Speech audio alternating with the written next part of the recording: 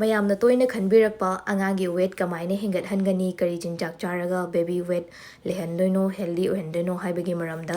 yumda laina simjaba yaba chinjak khara adumatugi maramda haijarake tha taruktagi horaga solid food chinjak chaba horakpadagi adum chahi mari mangavu adum follow tawba yai ahanbada olive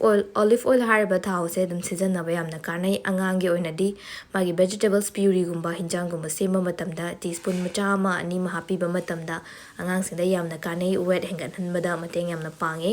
healthy fat phange avocado se akhoi manipur dadi yam kanadi phangdabane se so angangi healthy fat oiba yamna chabada kanaba jinjak fruits makhala mane next lafoi sidi yam kanare mangonda masage natural sugar su yauba doga angang da su chabada dum tumba ngamba yamna kanaba piba fruits makhala mani si su chak ta ngan thoga pijar su yare doga chahi mari manga sura ga chawra kandadi adum fresh oina pijar su yare yam piba chahi phadriba singdadi ngan thoga grind tawraga pijabana hena faiye mathangda angangda oat kumba dum chawa kanai whole grain oiba kitang mana chariba chinjak tu da section biba natraga grind gumba tawra pizza biba yai next vegetables puree aingi phangjariba season mi matamgi haira mana masing singse ngan thoga grind tawra pizza ba sisna yamna piba dum chahi phariba angang singi oina dum sembiro chak se dum chawa kanai weight gaining da yam white rice se yam mateng pangi aduga mangra gumba dum pizza ba yai ko haidi mangonda su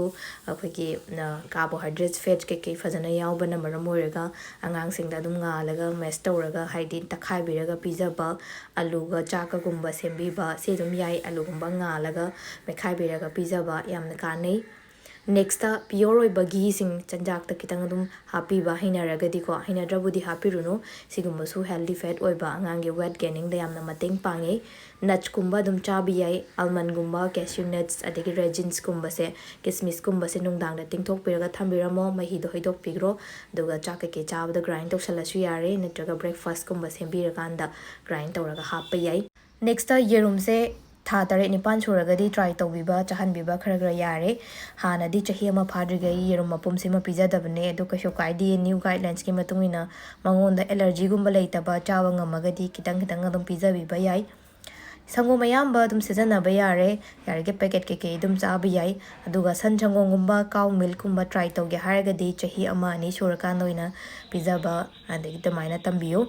loisalakpada angang singda Maggi mimi kogi junk food oibasing yarige chadanaba hona hanbiyo moida once hainagraba sigumba dum chaninga laigani atokpa yumgi cha hinjang sing pama oi muesli gumba cornflakes gumba se healthy oiba option nate marang marakta tangna pizza badi yai toina nungtigi daily use tawbigano soda drinks packet ki juice gumba chini yam yauba soda hapa sigumba singse angang singi oina yam phatte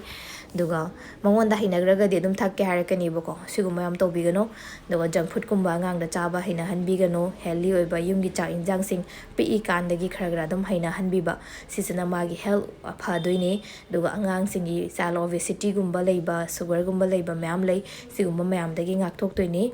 mayam nai gi video yengbibagi nama thakachari thanks for watching